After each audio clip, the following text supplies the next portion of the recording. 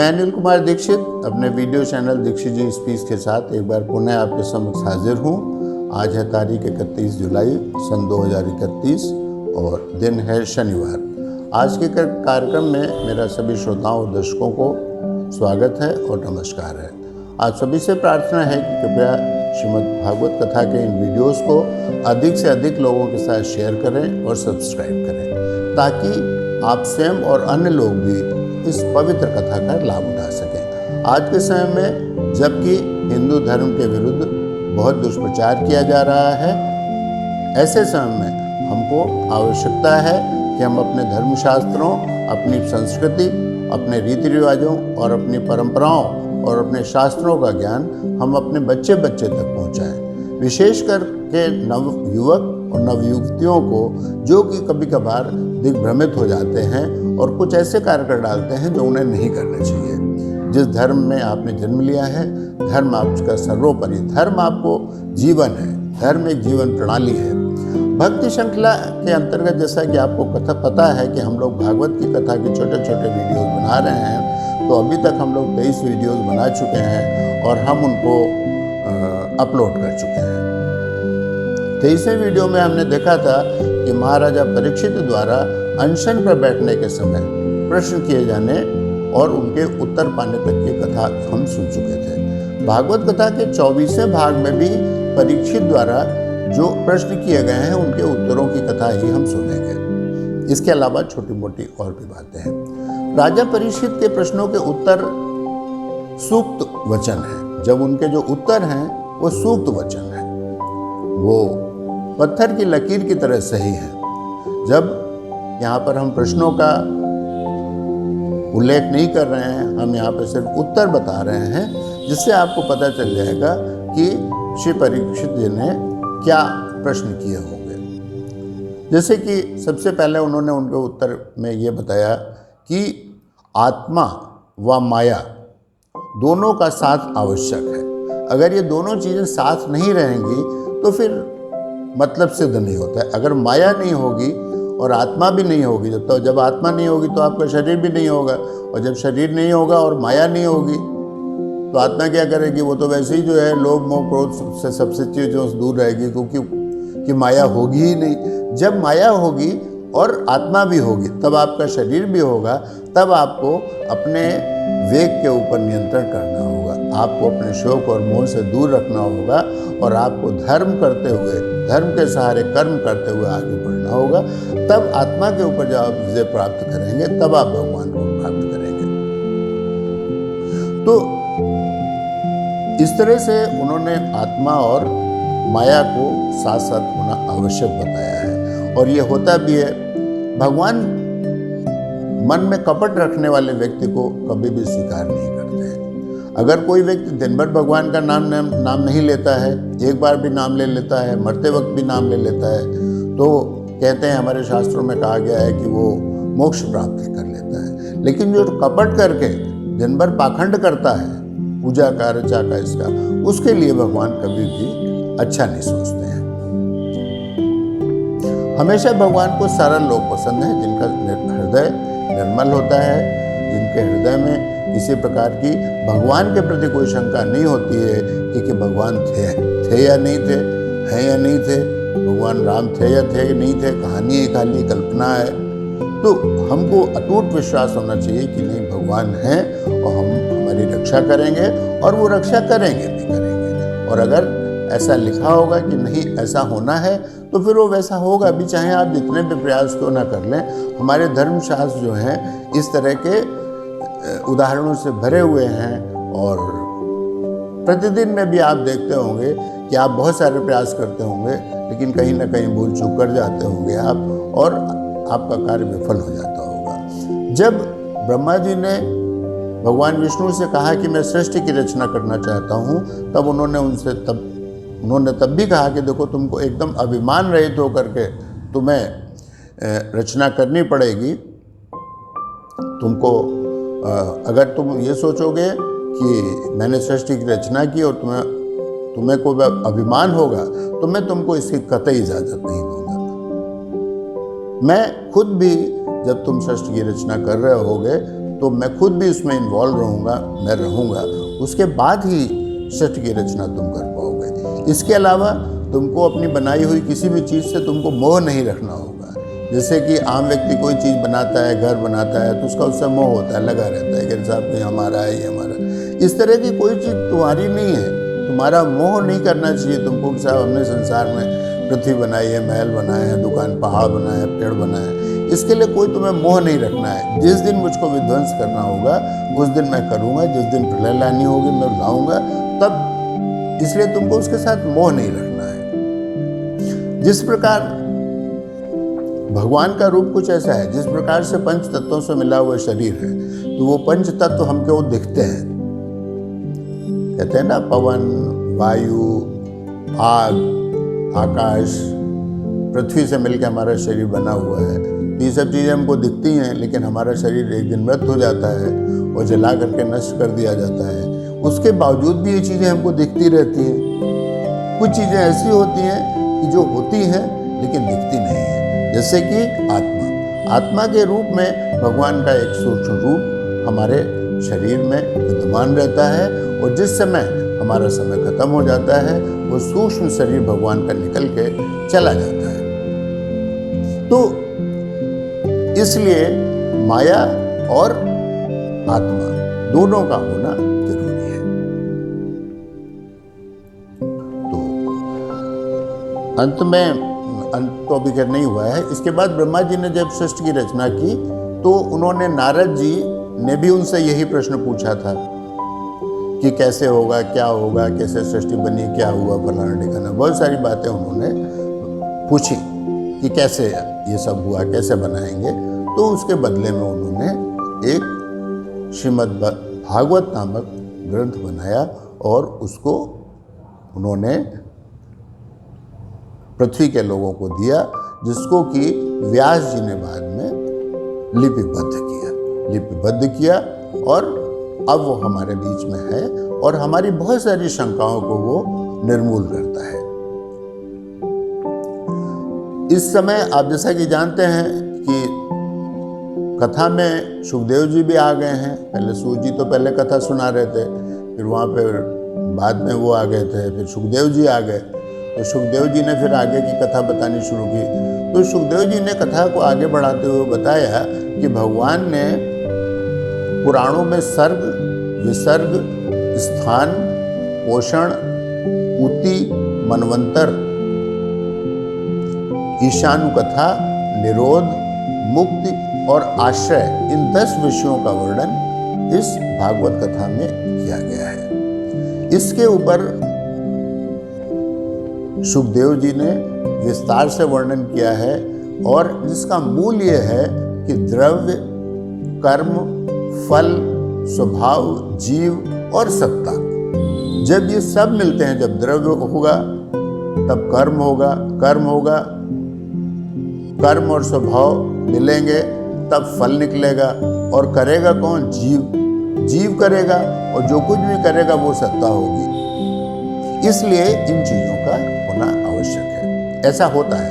ईश्वर ने अपनी माया से ब्रह्मांड में अपना वीर, जो उनका स्वयं का वीर था, उसके 3 खंड किए, जो कि अधिदैव, आध्यात्म और अभिभूत नाम से उन्होंने उसके 3 खंड किए। इसके बाद उन्होंने एक स्वरूप की रचना की और भगवान जैसा जैसा सोचते रहे उस हिसाब से एक विराट शरीर तैयार हुआ। जब उन्होंने सोचा कि हमको सुनना है तो कान बने, जब देखना है तो आँख बनी, जब सूंघने की बात आई उन्होंने सूंघी तो फिर हमारी नाक बनी। इसी प्रकार से हमारा गुदा बना, मूत्र द्वार बना, और सारा कुछ इसी तरह से निर्मित हुआ। इस तरह से एक विराट स्वरूप, भगवान के विराट स्वरूप का दर्शन ब्रह्मा जी ने किया। इसके बाद जब वो विराट स्वरूप के दर्शन का वर्णन कर चुके, उन्होंने बताया कि किस तरह से विराट स्वरूप हुआ, और फिर उसमें उसके बहुत सारे अंश उस तरह से निकले जो कि पृथ्वी पर आकर के मानव जाति में परिवर्तित हुए। तो सुखदेव जी ने कहा कि राजा परीक्षित, अब तुमको अपने प्रश्न का जो है उत्तर मिल चुका होगा, और अगर तुम कुछ और भी पूछना चाहते हो तो तुम बताओ मुझे। लेकिन इसके बाद वहाँ पर जो मुनि वगैरह थे, एकत्र थे, तो सूत जी भी थे। तो उसमें सूत जी ने कहा कि कृपया आप हमको विदुर जी की कोई कथा सुनाइए, उनके विषय में कुछ बताइए कि विदुर जी के विषय में। तो सूत जी ने सुखदेव जी के मुंह से जो बातें सुनी थी उनको बताई कि जब धृतराष्ट्र ने अपने दुष्ट पुत्र दुर्योधन के द्वारा पांडवों के साथ किए गए सभी अत्याचारों को सहन कर लिया, जब पांडु का डेथ हो गई थी, मृत्यु हो गई थी, उनके बच्चे छोटे थे, उस समय उनके नेत्रहीन छोटे भाई ने उनके बच्चों को पाला और वो गद्दी पर अपने उनके बड़े बेटे के स्थान पर बैठ करके उन्होंने राजकाज चलाया। उसके बाद से उनकी नीयत खराब हो गई। दुर्योधन राज्य चाहता था जो उसको नहीं मिल रहा था, उसके लिए उन्होंने बचपन में बच्चों को, पांडवों को मारने की, विष देने की कोशिश की। जो वो बड़े हुए तो उन्होंने लाक्षागृह में उसको भेजा। फिर उसके बाद उन्होंने उनकी पत्नी द्रौपदी को भरी सभा में अपमानित करने का प्रयास किया और धृतराष्ट्र चुप रहे। इसके बाद उसने युद्ध भी जबरदस्ती किया, जबकि भगवान कृष्ण भी उस सभा में उपस्थित थे। इसके बावजूद दुर्योधन ने कोई बात नहीं मानी और द्रौपदी का चीरहरण किया, जिसे भगवान ने आकर के उनको बताया। इसके बाद उनको द्यूत क्रीड़ा की। द्यूत क्रीड़ा में हुई तब पहले तो ये हुआ कि उन्होंने कि साहब जो ये राज्य है हमारा, इसका आधा आधा कर दिया जाए। उसमें भी उन्होंने पक्षपात किया। उन्होंने जो खांडव प्रदेश था, जो एकदम जंगलों वाला और पथरीला इलाका था, वो इनको दे दिया पांडवों को रहने के लिए। वहाँ पे कुछ भी नहीं था, लेकिन इनके साथ चूंकि भगवान कृष्ण थे तो उनको हर तरह की मदद मिली और खांडव प्रस्थ को इन्होंने हस्तिनापुर से, उनका जो पुराना राज्य था उससे भी ज़्यादा खूबसूरत और नगर बसाया वहाँ पर। उसके बाद भी इनकी जलन शांत नहीं हुई, तो इन्होंने उनको द्यूत क्रीड़ा के लिए बुलाया। उनको दूत क्रीड़ा के लिए बुलाया और दूत क्रीड़ा के लिए उसमें सब कुछ हार जाने पर इनको वन भेजा। वन भेज के जब ये लौट के वनवास वगैरह करके आए, उसके बाद भी वो इनको 5 गांव देने के लिए भी तैयार नहीं हुए। उसके बाद युद्ध हुआ, जिसमें कि दुर्योधन आदि कौरवों की तरफ के सारे महारथी बहुत बड़े बड़े थे, सभी मारे गए। श्रेष्ठ पुरुष भी उसमें मारे गए। और इसी समय के विषय में उन्होंने बताया यहाँ पर सुखदेव जी ने और सूत जी ने कि जब ये बात हुई कि भाई इनको राज्य दिया जाए कि नहीं दिया जाए, जब वो वन से लौट करके आ गए तो उन्होंने विदुर जी को बुलाया। तो विदुर जी से राय मांगी गई। विदुर जी बहुत ही सुलझे हुए और ज्ञानी पुरुष थे। जैसा कि हमारे शास्त्रों में लिखा है, वो स्वयं धर्मराज यमराज थे। वो धर्म करते थे, आसमान में ऊपर बैठ करके लोगों के लिए ये निर्धारित करते थे कि इसने कितने कर्म कैसे किए हैं, जिसकी वजह से इसको कौन सा स्वर्ग दिया जाए या नर्क दिया जाए। तो विदुर जी हमेशा जो थे वो नियम की बात कहते थे। तो उनको माना बुलाया गया, तो उसमें विदुर नीति के नाम से उसको जाना जाता है। लेकिन उन्होंने, दुर्योधन ने उनकी भी बेइज्जती की कि इस दासी पुत्र को यहाँ किसने बुलाया, इस शूद्र पुत्र को किसने यहाँ पे बुलाया, और उन्होंने उसको अपमानित करके अपनी सभा से निकाल दिया। उसके बाद विदुर जी, उन्होंने पूछा ना कि विदुर जी के विषय में बताइए, तो विदुर जी के विषय में यहाँ पर वो बता रहे हैं। बोले उसके बाद विदुर जी तीर्थ यात्रा पर निकल गए। तीर्थ यात्रा करते करते करते करते जब वो प्रभास पाटन क्षेत्र में पहुँचे, द्वारिकापुरी के पास पहुँचे, तो वहाँ पर उनका मिलन भगवान कृष्ण से हुआ। भगवान कृष्ण जब उनको पता चला कि इस तरह से बाद में युद्ध हुआ और युद्ध में इतने लोग मारे गए और युधिष्ठिर ने इस तरह से राज्य को प्राप्त किया है, और ये सब नीति उनको वहाँ पर पता चली। इसके बाद उन्होंने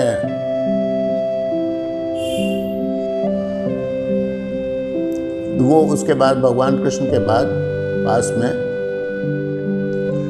गए, तो भगवान भगवान कृष्ण ने कहा कि आपको क्रोध नहीं आया इसी जब उसने आपको अपमानित करके सभा से निकाला? उन्होंने कहा कि नहीं साहब, क्रोध करने का क्या था, वो तो मूर्ख है, मूर्खों पे क्रोध तो मूर्ख करते हैं, बुद्धिमान लोग कभी मूर्खों की बातों के ऊपर क्रोध नहीं करते हैं। तो कृष्ण ने कहा कि तुम वास्तव में जो विदुर नीति कही गई है वो एकदम सही है, आप उसी के पात्र हैं। उसके बाद वो फिर से वहाँ से तीर्थ यात्रा के ऊपर निकल गए। वो इससे दुखी हुए कि सब लोग वहाँ पर कौरवों की तरफ के सारे लोग मारे गए, तो वो बहुत से विदेशों की यात्रा करते हुए पूर्व जांगल नामक कोई स्थान था, उसके आगे करते हुए वो फिर यमुना नदी के तट पर पहुँचे। जब वो यमुना नदी के तट पर पहुँचे, ब्रजभूमि के पास, तो वहाँ पर उनको उद्धव जी मिले। उद्धव जी से उनकी बातचीत हुई, तो उद्धव जी ने बताया कि उन्होंने उनसे पूछा कि आप कहाँ से आ रहे हैं? तो उन्होंने कहा कि हम तो द्वारिकाधीश से आ रहे हैं, द्वारिकापुरी से आ रहे हैं। तो द्वारिकापुरी में तो भाई हमारे परम भक्त और हमारे प्रिय मित्र श्री कृष्ण कैसे हैं? तो उन्होंने पूछा आप भक्त हैं उनके? हाँ। तो उन्होंने सब बात उनको विस्तार से बताई, और कौरवों पांडवों के बीच में जो विवाद था, वनगमन, लाक्षागृह, विष देना और कृष्ण जी द्वारा उनकी सहायता करना, ये जो भी सब बातें हैं विदुर जी ने उनको बताई। फिर उसके बाद विदुर जी ने कहा कि आप बताइए भगवान कृष्ण के विषय में। तो उन्होंने कहा भाई भगवान कृष्ण तो हमारे बाल सखा हैं, और मेरे तो मन में हमेशा वो बसते रहे हैं। जब वो पैदा भी नहीं हुए थे उसके पहले ही मैं उनकी मूर्ति बना करके मैं उनके साथ लगा रहता था, उनके चरणों में डूबा रहता था। तो विदुर जी ने कहा कि अच्छा ठीक है, हम लोगों ने भगवान कृष्ण की बड़े होने पर तो जो लीलाओं को देखा है, उनका रसपान किया है, और उससे हम लोग आनंदित हुए हैं, और हम मोक्ष की कामना करते हैं उसी से। तो आप तो उनके बचपन के सखा रहे हैं, बचपन से रहे होंगे साथ, तो उनकी कुछ बाल लीलाओं का वर्णन हमको करके बताइए। तो इसके बाद फिर उद्धव जी ने ये कहा भाई भगवान तो हमारे बचपन के मित्र थे, और मैं तो उनके साथ रहा बहुत दिनों, और मैं आपको उनके बाल लीलाओं के विषय में बताऊंगा। तो अब हम जब आज की कथा को यहीं विराम देते हैं, और अगले वीडियो में हम जो उद्धव जी ने अपने साथ भगवान कृष्ण की लीलाओं को उन्होंने देखा था, उनके विषय में हम चर्चा करेंगे। तो कथा को हम लोग यहीं पर विराम देते हैं, समाप्त करते हैं, और कथा की समाप्ति पर एक बार हम लोग बोलते हैं ओम नमो भगवते वासुदेवाय नमः। हरि ओम तत्सत, हरि ओम तत्सत, हरि ओम तत्सत। आप लोग इन जो ये मंत्र हैं, इनका आप ये महामंत्र कहलाते हैं, इनको आप प्रतिदिन 1 घंटा बैठ करके, 2 घंटा बैठ करके इनका कीर्तन भी कर सकते हैं, इनका जाप भी कर सकते हैं। तो भगवान की असीम कृपा होगी। अगले वीडियो तक के लिए अब आप अनिल दीक्षित को इजाज़त दीजिए। नमस्कार। कथा के अधिक से अधिक प्रसार के लिए वीडियोस को अधिक से अधिक लोगों के साथ शेयर करें, और सब्सक्राइब करें, उनसे करवाएं। अपने कमेंट्स और अपने सुझावों से हमें अवश्य अवगत कराते रहिएगा। और इसी के साथ शुभ रात्रि। अगले वीडियो में फिर मिलेंगे।